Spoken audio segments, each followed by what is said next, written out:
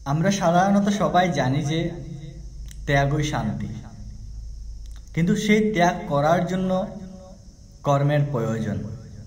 ঠিক তেমনি কর্মকে ত্যাগ করতে গেলে কর্মের প্রয়োজন আছে, না হয় আপনি ত্যাগ করা পারবেন না।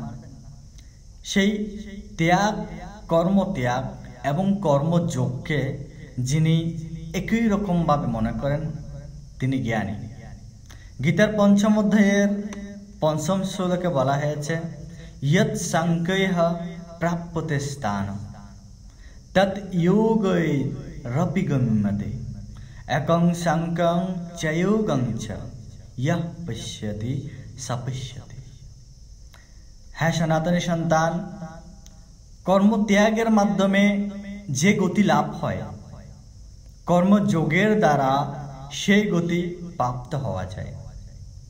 এবং যিনি কর্মত্যাগ এবং কর্মযোগ দুইকে একইভাবে জানেন, তিনি যথার্থ তত্ত্বদ্রষ্টা।